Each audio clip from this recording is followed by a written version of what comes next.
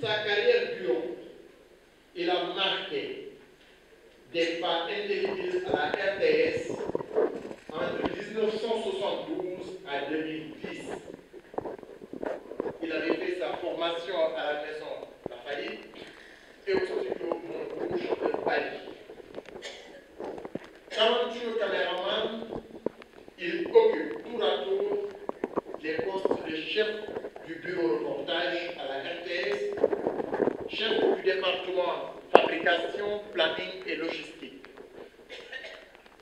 Père Gaston, comme on l'appelait affectueusement Chimbari, était l'ami des chauffeurs, l'ami des journalistes, l'ami des caméramans, l'ami des preneurs de son, l'ami des techniciens vidéo, l'ami de l'environnement social de la RTS. J'invite sa famille qui a pris le relais avec Papa Laïfaï. Papa Laïfaï, c'est son fils.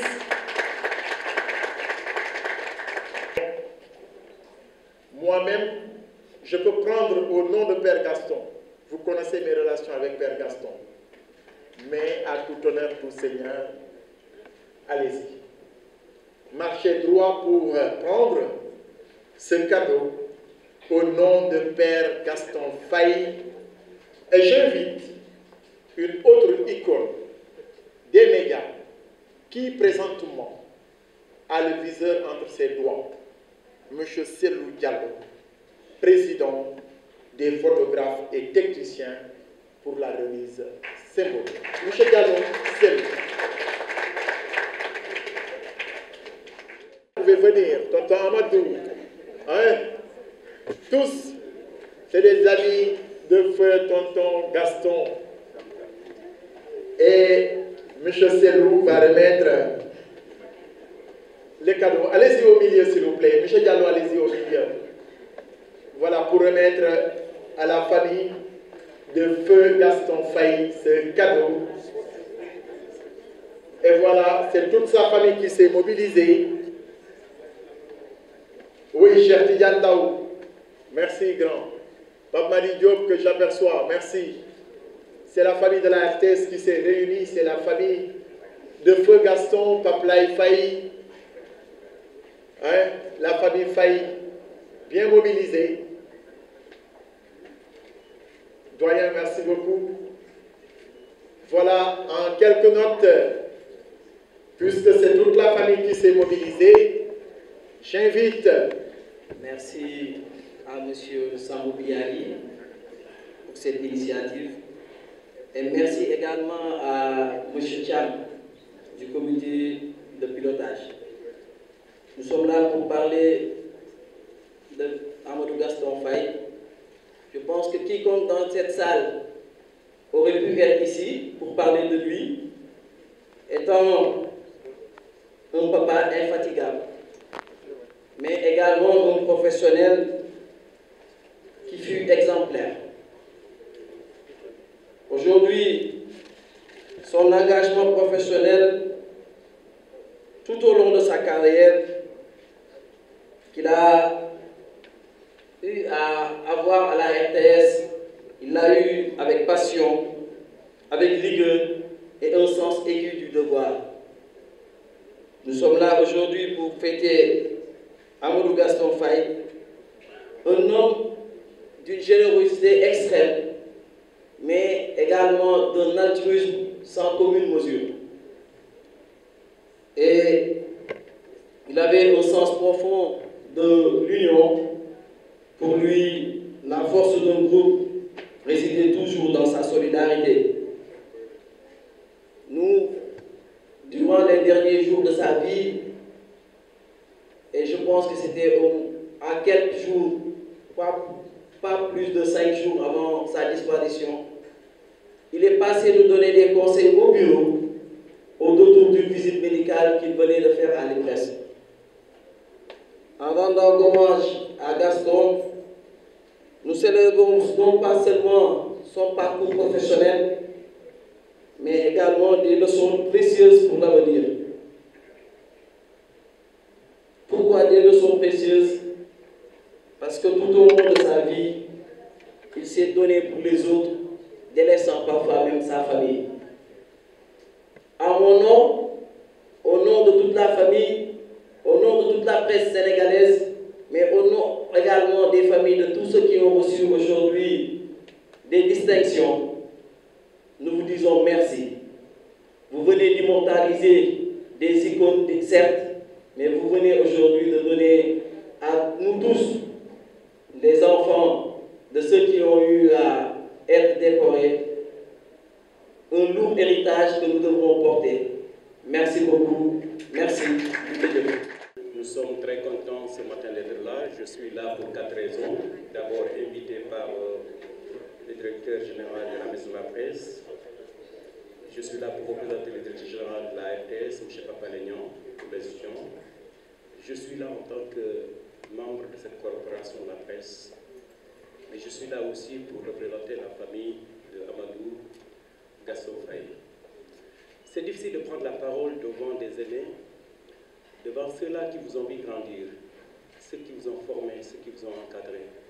Ces grandes dames qui sont là, Diatou, Yemati, Maguette Diop, Derriambo, Senabou, Mamsala, et je peux me parler aussi des hommes.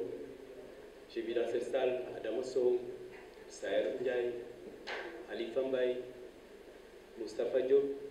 Je peux citer beaucoup de personnes qui sont là, une femme, et représentants de la famille Papa Didier Faye.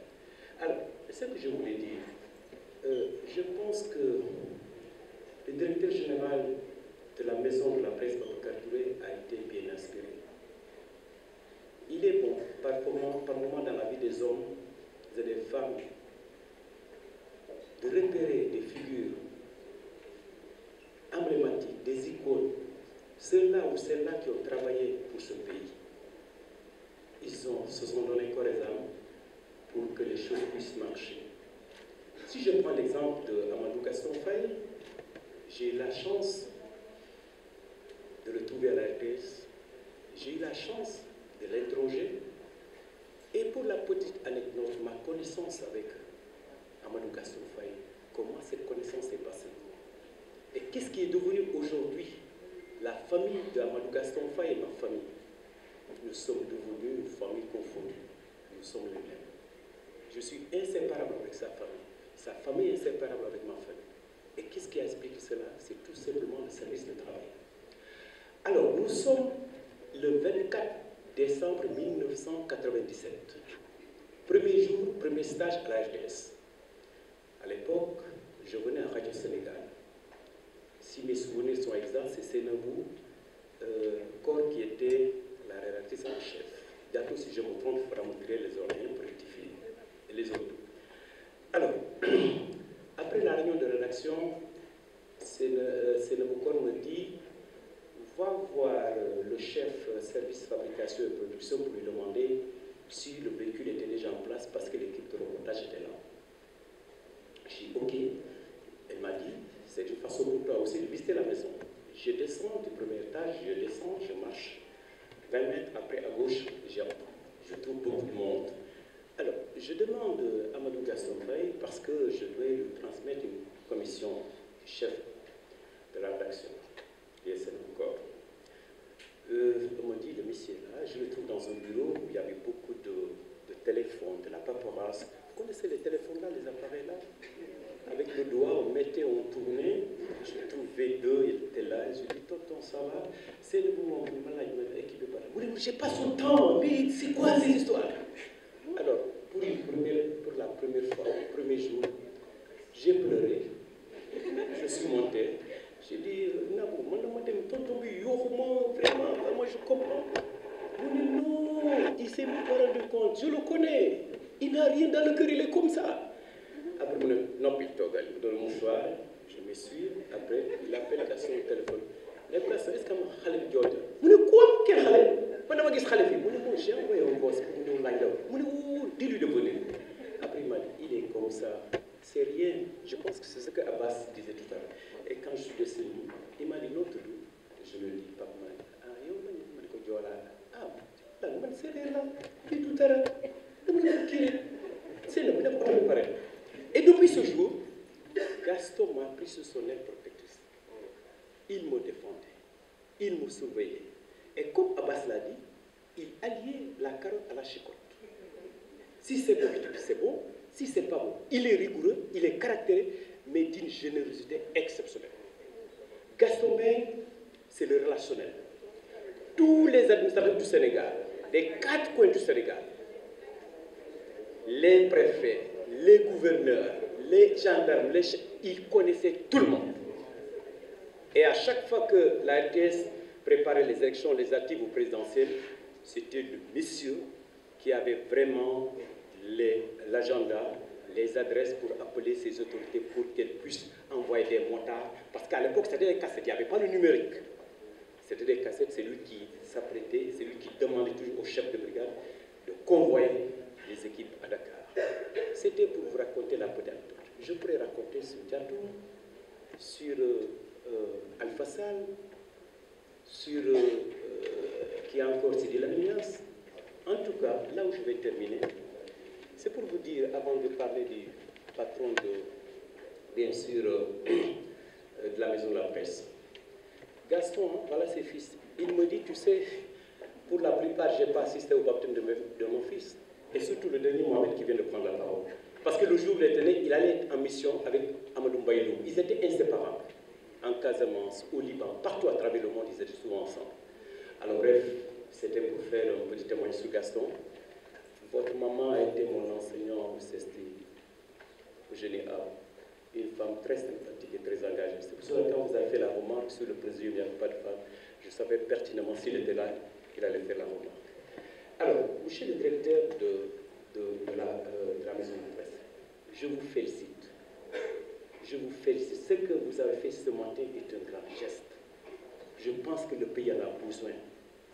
Il faut célébrer les hommes et les femmes quand ils sont certes morts, mais aussi je pense qu'il est bon de les célébrer de leur vivant. Didier Mati, une icône de la presse sénégalaise. Une icône, c'est l'occasion peut-être pour nous autres, les gens sont voir ici. C'est nous, à côté de lui. Qu'est-ce qu'il n'a pas fait dans ce pays en matière de photographe? Tchad, etc., etc. En tout cas, je voulais faire placer ces mots en disant ce matin, vous qui avez fait le déplacement, merci de l'avoir fait. Merci et vous connaissez le sens de ce déplacement. Marthe, Manglenu. Abbas, content de la gis. C'est mon petit frère. Même si il mais toujours égal à lui. Pour ta générosité, ta sympathie, je te connais. Merci à tous. Comme on a dit, toutes les doyennes et les doyens encore vivants seront honorés par la maison de la presse. Et dès à présent, ils n'ont qu'à se préparer parce que nous avons le bal des doyennes et des doyens qui se préparent. Merci.